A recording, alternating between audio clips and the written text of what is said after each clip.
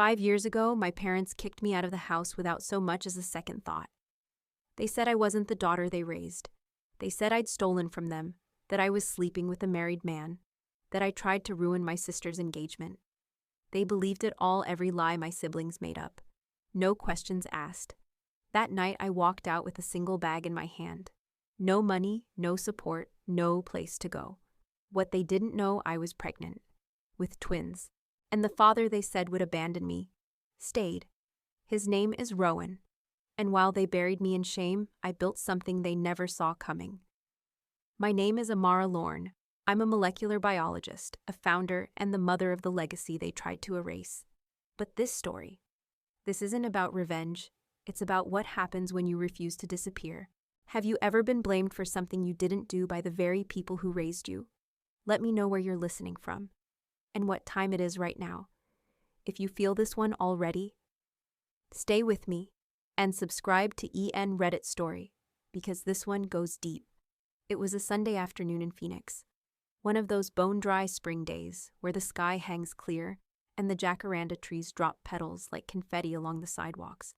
I remember brushing a few purple petals off my windshield, not thinking anything of it before heading to my parents' house. Dad had sent the message, family dinner tonight. Be here by 5. Nothing unusual, no tone, no urgency. Honestly, I thought it was about something simple, maybe Jonas's new job at the city planning office, or Sabine's wedding venue drama, or maybe someone finally wanted to ask about my grad school application. But the moment I stepped inside, I knew something was off. There was no food in the oven, no smell of Mom's baked ziti, not even the sharp tang of her store-bought Caesar dressing. Just silence. 3 people sat already on the couch like they'd been waiting. Like a tribunal. Dad didn't get up, didn't greet me. "You're late," he said. I offered a small smile. "Traffic," I mumbled, still trying to read the room. Mom didn't look up. Her hands were folded neatly in her lap. Her nails painted that same dusty mauve she always wore when she wanted to look put together. Jonas sat like a man who'd just pulled off something clever, legs crossed, lips pinched in smug amusement. And Sabine, she didn't look at me, but her jaw was tight, too tight, like someone who'd rehearsed this moment in a mirror. "Amara," Dad said, "sit down, we need to talk." I sat on the edge of the armchair nearest the window. The afternoon light poured in behind me, making it hard to read their expressions. Then Jonas spoke. No build-up, no soft let-in. "You've been stealing," he said, "from Mom and Dad's retirement account." I blinked. He reached over and slid a printed bank statement across the coffee table, a big orange circle drawn around a withdrawal entry I'd never seen before. I started. But Dad raised his hand. And then Sabine jumped in, her voice fast, sharp. She's also been seeing that married guy from Banner Hospital. And you know what else? She tried to sleep with my fiancé. He told me everything. I felt the air leave the room. All 3 of them stared at me like they'd rehearsed it. I looked from face to face. "You think I would ever touch your fiancé or steal from Mom and Dad?" "No lies," Mom said quietly, still not looking up. "You've changed. We don't recognize you anymore." And that's when it hit me. No one had asked me a single question. No one had called. No one had checked. They already decided. "You're just sitting here tossing out accusations like they're facts," I said louder than I meant to. Dad's voice cut through. "We had a long discussion, and we've made a decision." Then came the sentence that split something open in my chest. "We're removing you from the family trust, and we think it's best if you leave tonight." I looked around at the photo wall where our childhood smiles were frozen in frames. At the corner of the room where I used to sit by the fireplace with a book on winter evenings. At the place I once called home. It didn't feel like mine anymore. "You have 1 hour," Jonas added like a final blow. Sabine stood, brushed invisible lint from her blouse. "Your bag's in the hallway." They had packed it for me. I stood slowly. I don't even remember if I spoke. My legs just moved. Through the hall, past my mother, who still wouldn't look at me. Past Jonas and Sabine, both wearing those brittle, victorious smiles. In the garage, I caught Dad by the trash bin. He was tossing something in. It was my photo album, the one with the yellow ribbon Grandma Jr. tied on it when I was 10. "Seriously?" I asked. He didn't flinch, just said, "Figured you wouldn't need this where you're going." I didn't cry, not yet. I climbed into my car, palms, cold breath short. I didn't even know where I was driving. Just out. Out of their neighborhood. Out of their control. Out of the version of me they had written off like some failed investment. The air outside was hot, but inside the car all I could feel was this growing silent pressure just below my ribs. And somewhere deep in that silence, something shifted. A weight, a knowing, not fear, not yet, but something that whispered, "This isn't the end. Not for you. Not for what you carry." The motel I found that night sat just off Van Buren Road, a blink and you'll miss it kind of place. Cracked sign buzzing above the office, rust-colored curtains in every window, the kind of place people rent when they're hiding or have nowhere else left. I paid in cash. The woman at the front desk didn't even ask for a name, just slid a key across the counter and said, "Room 6, ice machine's broken." The door groaned when I pushed it open. Inside, the walls were yellowed from years of cigarette smoke.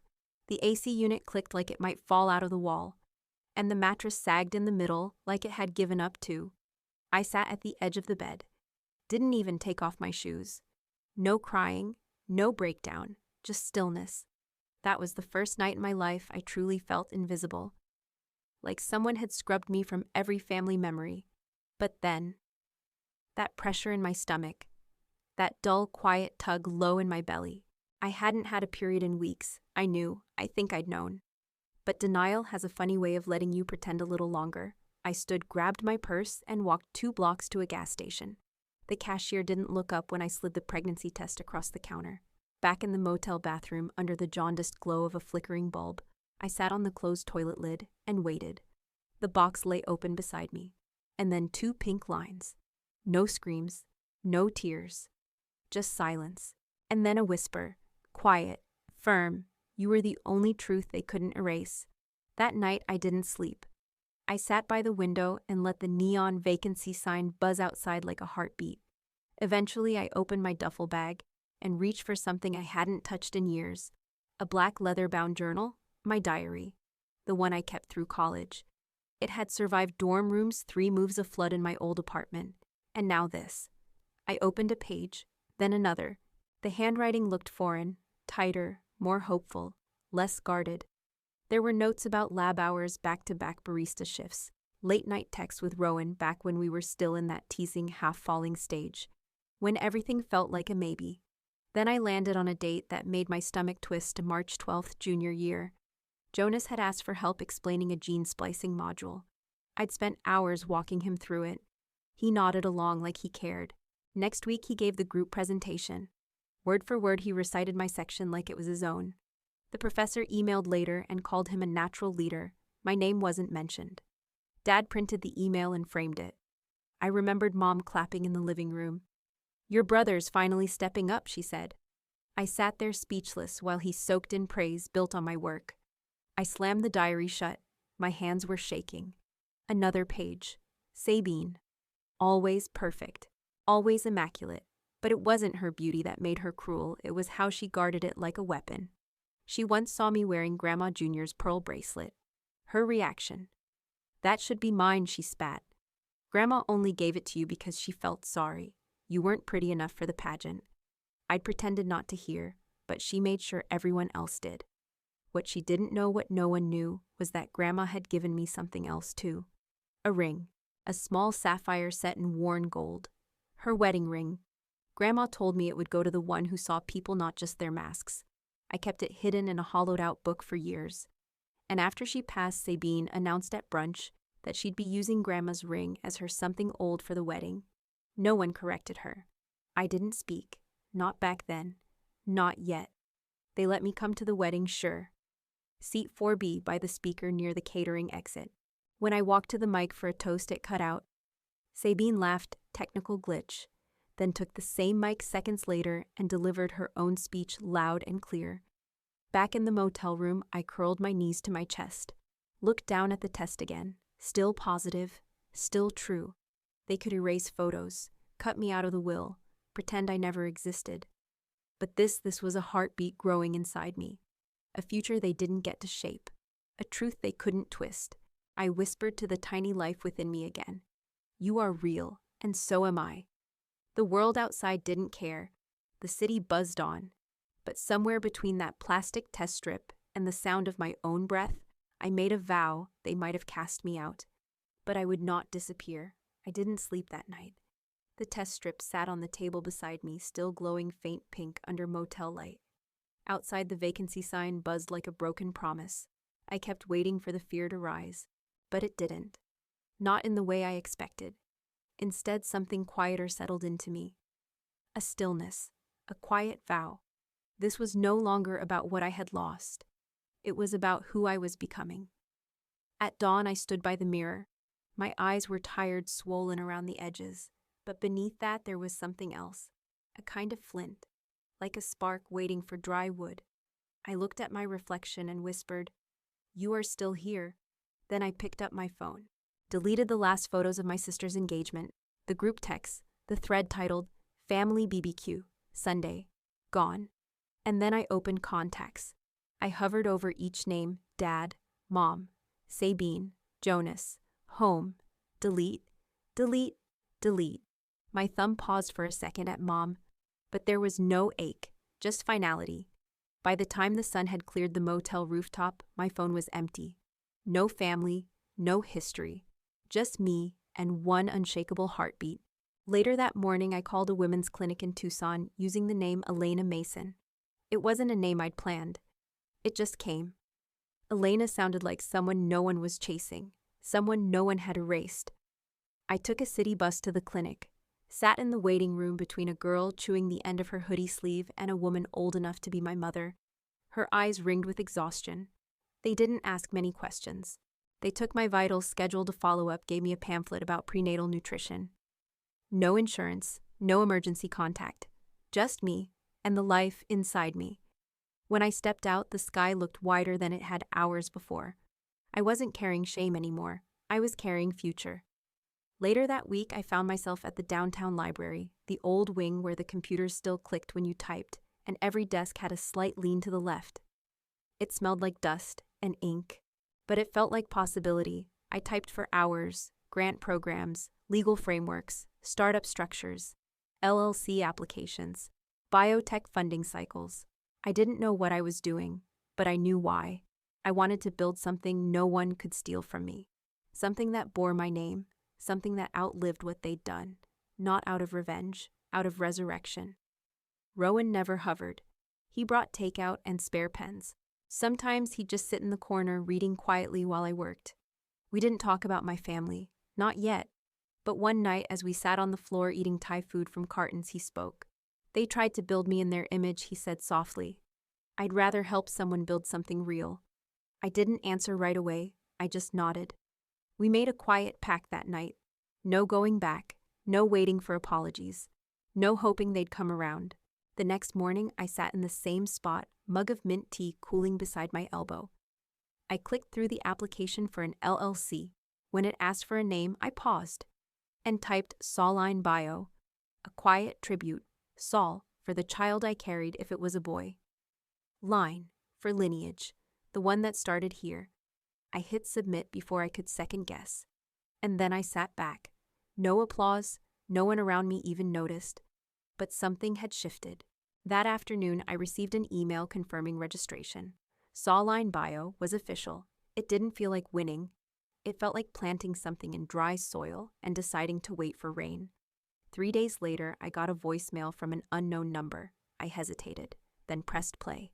My mother's voice came through, clipped, cold. "If you're still alive somewhere, stay gone. Sabine's pregnant now.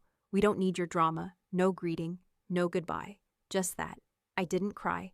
I didn't rage. I saved the voicemail, created a folder labeled Proof, not for court, for me, so that years from now, if I ever doubted whether walking away had been right, I could play it once, just once, and remember.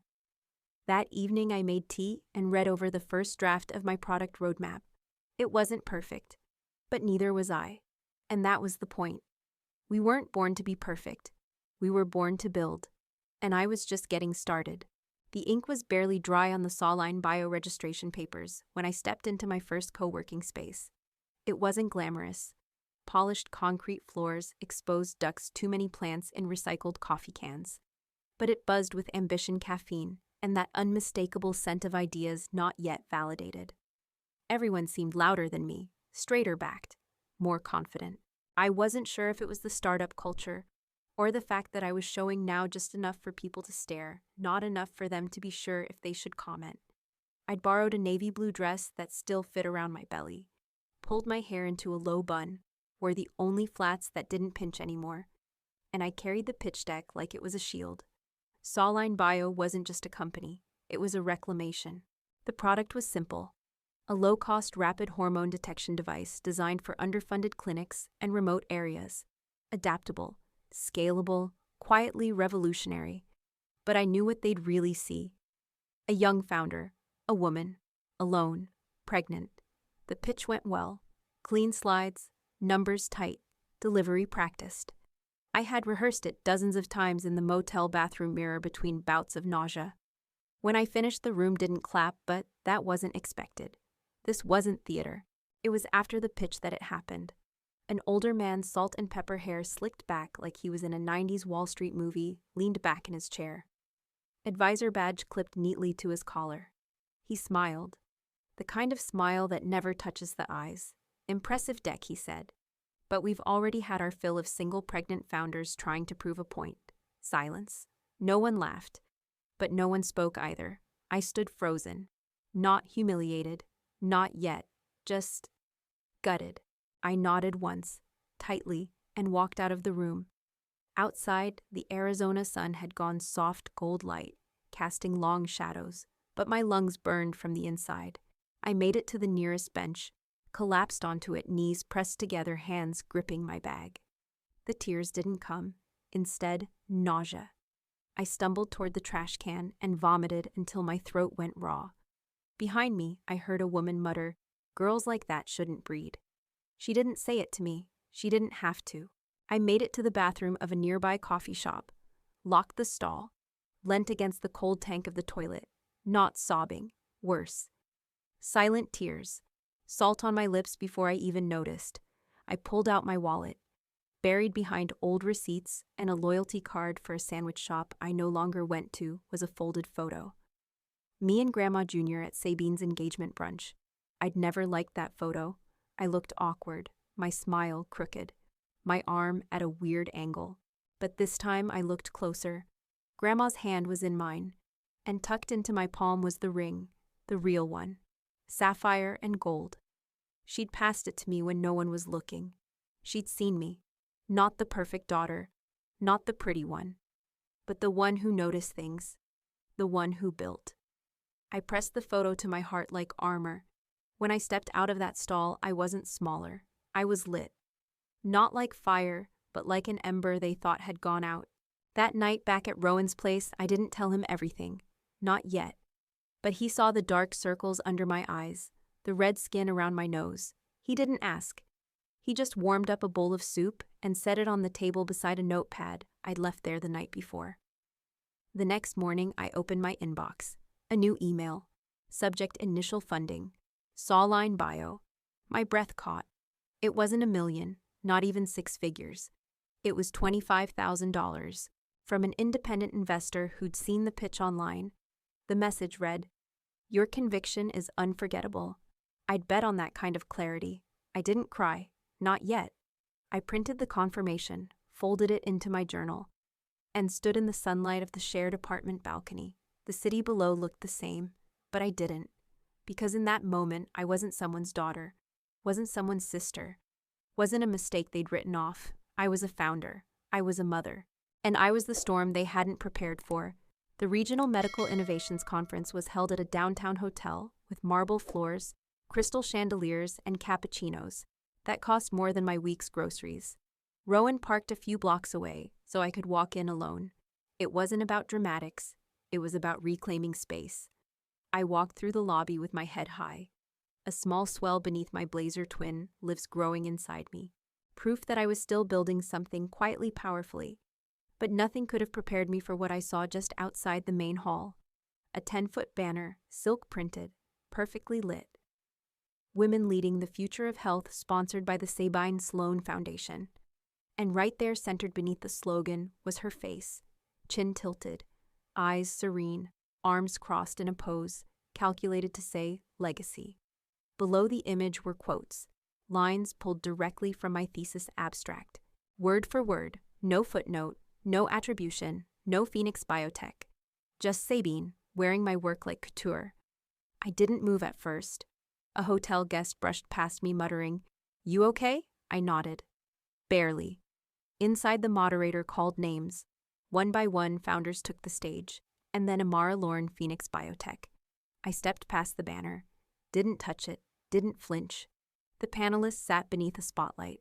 Sabine wasn't among them, of course not. She only lent her face, never her presence, unless applause was guaranteed. I walked to the lectern, clicked the remote. Slide 1 hormonal response charts. Slide 2 clinic response data. Slide 3 a photo of my hand over my stomach, next to a post-it on a mirror that read, "You're not invisible. They just can't see what you're building yet." I took a breath. Then I spoke. "I wasn't invited to this panel," I said, steady. "But I built the science you're funding, not with a dynasty, not with a PR team, with a body no one believed could lead, and a voice my family tried to bury in shame." The room went still. Slide 4 time-stamped emails. Proof of the thesis dated 2 years before the Sloan Foundation was even formed. I finished. No applause, just a stunned hush. As I stepped off stage, Rowan was waiting just outside the spotlight, phone in hand. "I recorded it," he said. "It's uploading now." A minute later, his text came through. That was a mic drop. That night, we ate pad thai straight from the cartons on our small balcony. The city lights shimmered below us, half a blur from exhaustion, half from pride. But just as I leaned back, something shifted in Rowan's voice. "There's something I need to tell you," he said. I paused. "My mother's friends with someone in your family. Your aunt. Regina, I think. They went to school together. Still talk." I froze. "And you didn't think to mention this." My voice was quiet but cold. "I didn't want to lose you," he said. "It was a stupid reason, but it's the truth." I stood. Took a breath. No lies, no ghosts from my past. If I move forward, it's clean. He nodded. Didn't argue. Just took out his phone and one by one deleted every contact tied to that world. I watched him do it. In silence. The next afternoon, I received an email with the subject, "Cease and desist." Inside, accusations of defamation. Demands to remove all posts and footage. Legal threats. At the bottom, Sabine's signature. Rowan's face flushed with fury. "Do you want me to call someone I didn't answer?" Instead, I opened my desk drawer, pulled out a folder thicker than hers. Inside, email threads, grant applications, lab notes, mentor confirmations, screenshots, dates, proof. I held it under my arm. "Let her try," I said. Because this time, I brought the fire. The Phoenix courthouse stood pale and clean under the desert sun. I arrived early. The air was crisp dry in that way. Only Arizona mornings could be. I wore the navy blazer my mother once said made me look too masculine for a daughter. I smiled as I buttoned it that morning. She wasn't wrong. It didn't make me look feminine. It made me look formidable. Inside, the lights buzzed faintly overhead. Benches creaked. Legal pads flipped. Reporters lingered in the back row, curious about the family biotech scandal. Rowan sat 2 rows behind me. No tie, no fanfare, just presence. My attorney, Renee, was everything I needed, calm, sharp, unshakable. A woman who'd clawed her way through boardrooms and bias her entire career. She leaned over and whispered, "You ready to let this breathe?" I nodded once, and the hearing began. "Your Honor," Renee started, standing tall. "We're not just bringing forward intellectual property theft." She paused. Let the silence stretch. "We have sworn testimony from a former NIH grant officer confirming that Ms. Sabine Sloan used proprietary research authored solely by Amara to obtain both federal funding and nonprofit status." The air left the room like someone had opened a window. The judge, a woman with coiled hair and a stare that sliced, didn't blink. "Proceed," she said simply. And just then, the doors opened. Sabine entered like she was arriving at a gala. Cream sheath dress. Sunglasses that didn't belong under fluorescent light. Her heels clicked too loud. Her presence too curated. She scanned the room, eyes landing on Rowan, then froze. He didn't look away. She hadn't expected that. Her legal team, all expensive smiles and careful teeth, began their strategy. "This is a tragic family misunderstanding," one said. "Grief, sibling rivalry, academic boundaries misinterpreted." I stood, walked to the bench. "My name is Amara Lorne," I said calmly. "I'd like to submit additional evidence." I handed a USB to the clerk. "Audio files," I said. "Conversations recorded outside my old bedroom." I didn't know they were loud enough to capture, but they were. The judge arched an eyebrow. "And what do these recordings contain?" "Ms. Lorne, my mother, my sister, my aunt, discussing how to cut me out. Because I was too stubborn to control. No gasp, no outcry, just a chill, like the room exhaled cold. And in a strange, almost cinematic moment, my mind flashed not to court, but to my teenage self, curled on my childhood bed, hearing laughter outside the door. My mother's voice saying she's not smart. She's just difficult, like her father. That memory used to crush me, but now it clarified me. The judge nodded. "We'll recess to review the recordings. In the meantime, I'm granting a temporary injunction. Ms. Sabine Sloan is barred from representing or financially benefiting from any material related to Phoenix Biotech, its subsidiaries, or derivative research tied to Ms. Lorne's academic work." It wasn't a cheer, it wasn't dramatic, but in court silence is justice. As the room emptied, I watched Sabine search visibly for someone to leave with her. Anyone. Our parents sat stiffly on the opposite side. Dad stared at the floor. Mom stared at nothing. They didn't move. Sabine stood alone, a performance without an audience. Outside the courthouse, the reporters swarmed. Cameras, mics, questions shouted over one another. "Ms. Lorne, any comment for your family?" I paused. Let the moment stretch. Then said, clear and even, "No, I already said everything I needed to in court." I didn't go home to celebrate. I went back to the lab. The lights were dimmed. The scent of ethanol and ink hung in the air.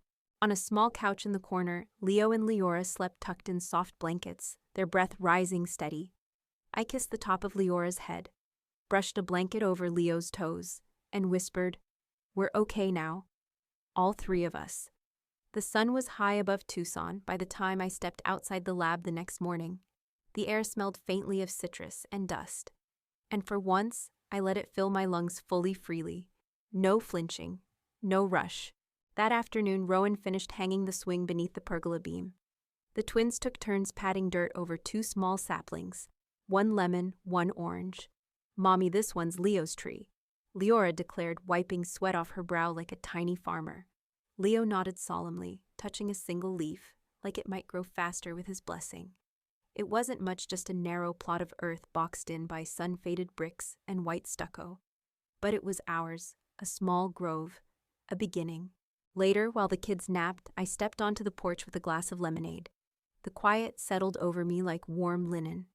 And then the doorbell. I opened the door and saw a plain brown package on the stoop. No return address. No handwriting I recognized. I brought it inside slowly, half expecting another legal threat.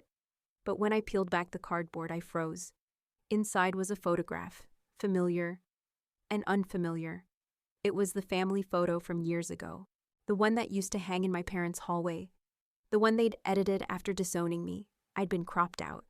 A corner of my sleeve barely visible, just enough to pretend I'd never been there. But this version, I was there, fully.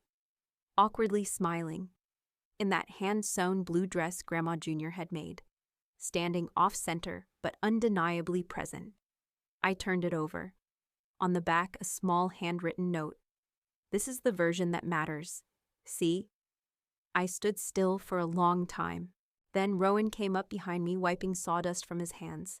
"I found it in one of her old photo albums," he said quietly. "The original, before the edits." I didn't have to say thank you. He already knew. That night after the kids went to sleep, we sat under the pergola feet, bare lemonade forgotten beside us. No questions. No performance. Just the kind of silence that comes when no one's expecting you to explain anymore. Rowan looked over and asked, "Are you okay now?" I didn't answer right away. I watched the swing creak softly in the breeze, the tiny shoe Leora had left by the planter. The glow from the kitchen window. the photo inside its frame on the table. Then I looked at my hands slightly calloused from lab work, stained faintly from chemical dye, stronger than they'd ever been. And finally I said, I'm not just okay.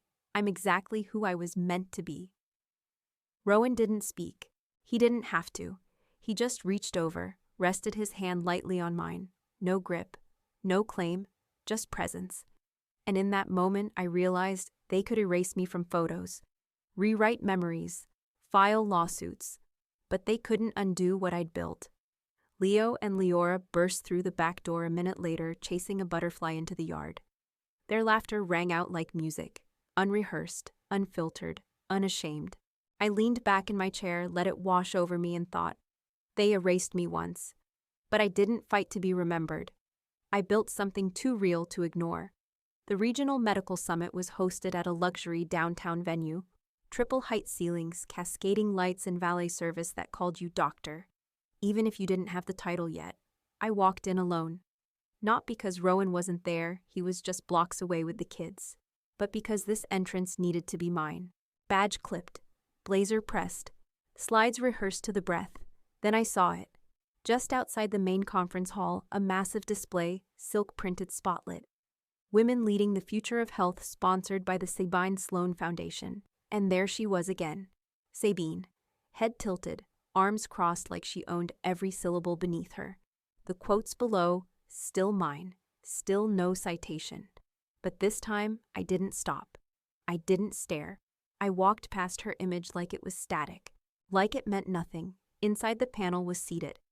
And then I heard it, now welcoming Amara Lorne, founder of Phoenix Biotech. The room fell quiet. I took the stage. Slide 1, data on hormonal fluctuations across trimesters.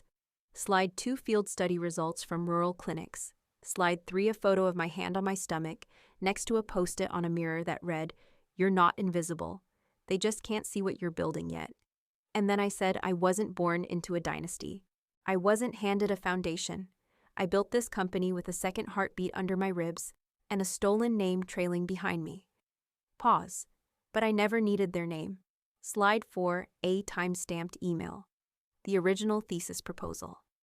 Date stamped 3 years before the Sloan Foundation ever existed. Then I stepped down. The crowd didn't cheer. It didn't need to. It listened. And that was enough. Backstage, Rowan was waiting with his phone, already uploading, already captioned. The title, "The Right Sloan Built It." By the time we reached the parking garage, my inbox was already full. Messages, invitations, even funding offers. But when we got to the car, I froze. Spray paint scrawled across the windshield, "Backstabber. Trash Mom." Shame to the name. Rowan swore under his breath, already reaching for his phone. But I didn't move, because tucked under the windshield wiper was an envelope, my name on it, in perfect cursive. Inside, a cease and desist letter. Sabine's signature at the bottom. Accusations of defamation. Demands to retract all footage. Threats of litigation. I didn't flinch. Instead, I reached into my bag, pulled out a folder thicker, heavier. Inside, screenshots, time-stamped research, emails, lab reports, mentor testimonials, funding receipts, all tied to my name. My work. I tucked the folder under my arm. "Let her swing first," I said. The next morning, we filed the lawsuit. This time not for survival, but for truth. The courtroom was filled again. Same judge, same hush. Sabine arrived late, same click of heels, same empty performance. But this time, even my parents didn't sit behind her. They sat to the side, small and folded. The judge leaned forward after the final audio files played. "She's not smart, she's just difficult, like her father." That line rang in my bones like a memory I'd finally stopped fearing. Then came the ruling, effective immediately. Miss Sabine Sloan is prohibited from using or profiting from research, branding, or intellectual property linked to Phoenix Biotech or Ms. Amara Lorne. The courtroom stayed silent, but in my chest something unlocked. Outside cameras again. A reporter pushed forward. "Ms. Lorne, anything you'd like to say to your family?" I smiled, calm and steady. "No," I said. "I said everything already. In court, I went home. Not to a house. To a lab. My twins were asleep under fleece blankets beside my workbench. The scent of ethanol and paper filled the room. My pipette rested beside a small vial of synthetic protein, one I'd been developing for ovarian cancer therapies. The kind my mother never got to fight properly. But I wasn't working in her name to honor what she was. I worked to finish what she never got the chance to be. When I slid the final drop into the assay, dawn was just beginning to stretch across the narrow windows. I looked at my kids, still breathing, still dreaming, and I whispered, "We're okay now, all three of us." That weekend, we planted 2 citrus trees in the garden. Rowan installed a swing. Leora named her tree. Leo helped pack the soil like it was sacred.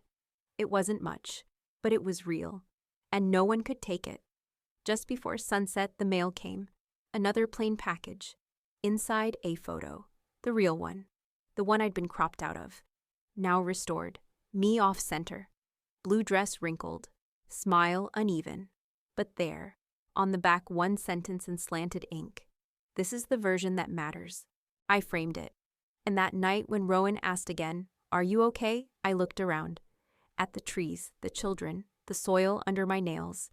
At the name on the lab door. And I said, "I'm not just okay, I'm free." What do you say to a family that tried to erase you? Maybe nothing. Maybe you let silence speak.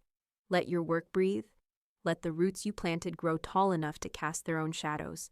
Because some people won't see you until you're useful. And others, they'll never see you at all.